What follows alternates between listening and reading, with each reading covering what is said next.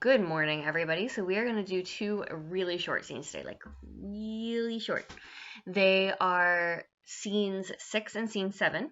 Scene 6 is literally 3 bullet points. It's 3 people talking, and that's it. So, Iris, leave the couch alone. Sorry, she was scratching. So the first thing that they do is Malcolm comes in, and Malcolm says, "Now near enough. Your leafy screens throw down and show like those you are." So remember, they're carrying the sticks, they're carrying the branches as camouflage.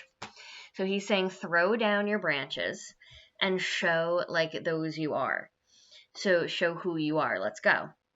You worthy uncle shall with my cousin, your right noble son, lead our first battle. So he's just, again, talking to people in the army. This guy's C-word, really, who doesn't matter.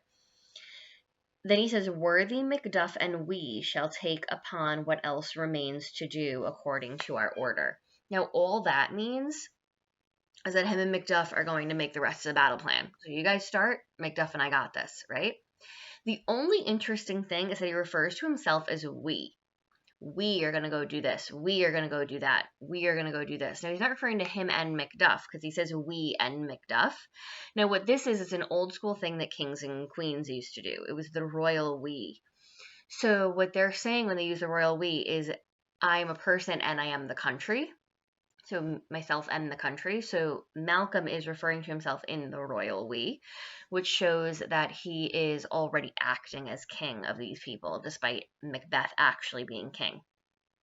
Then this guy, C-word, who again doesn't really matter, just says, if we find the tyrant's power tonight, let us be beaten if we cannot fight. So let's die. If we can't fight, let's not be cowards and run away. Done. And then Macduff just says, make our trumpets speak, give them all breath, those clamorous harbingers of blood and death. Rhyming line.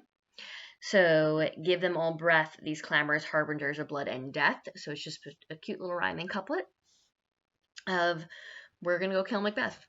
So let the noise of our trumpet be the predecessors to Macbeth's downfall, right?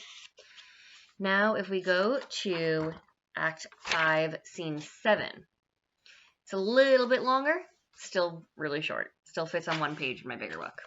Literally one page, not like doubles. So Scene 7 is Macbeth fighting and killing this kid named Young C-word, who is the son of C-word in the last scene. Now, this scene really exists just to show, once again, how good of a fighter Macbeth is. So he kind of is saying, they have tied me to a stake. I cannot fly, but bear-like I must fight the course.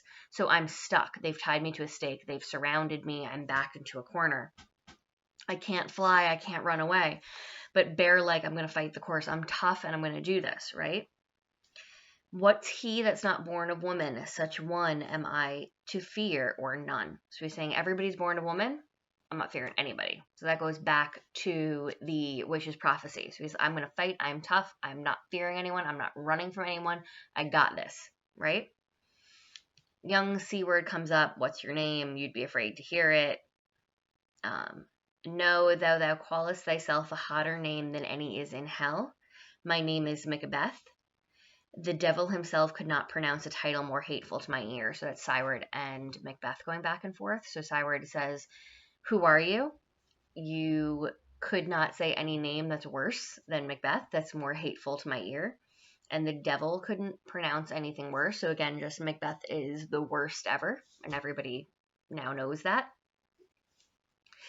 Then Macbeth and young C-word fight, and Macbeth wins because Macbeth is just that kind of fighter, right? We've learned that already. Macbeth is amazing in battle. He has not lost to anyone in the time that we've seen him. Even the opening scenes, he cuts through armies like a hot knife through butter. I mean, he's not exactly somebody who we would expect to be killed by this younger guy.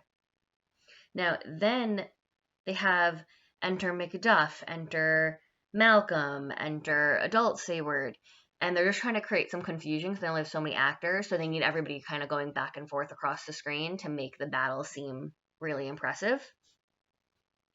The only important thing in that section is that Macduff kind of comes out and he says, "That way the noises, tyrant, show thy face.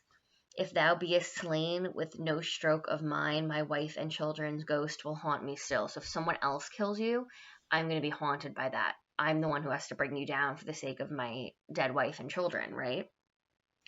"I cannot strike at wretched kerns whose arms are hired to bear their staves." So he's saying, I don't want to fight your soldiers because your soldiers have just been hired to fight for you. I don't want to fight people who don't actually believe in you. I only want to fight you. "So I will fight you, or else my sword with unbattered edge I sheathe again undeeded." So I'm going to put away my sword and I'm only going to take it out when I'm ready to fight you. I don't want to fight all these people that I know don't believe in you. Then we've met with foes that strike behind us. We fought enemies that are trying not to hurt us. So he's saying that Macbeth's armies don't actually want to hurt any of them. Macbeth's armies are literally fighting because they're afraid of Macbeth. They're not fighting out of any loyalty. And that is the end of that scene. And we get to our big fight in the next scene. So hope everyone's doing good. Thanks.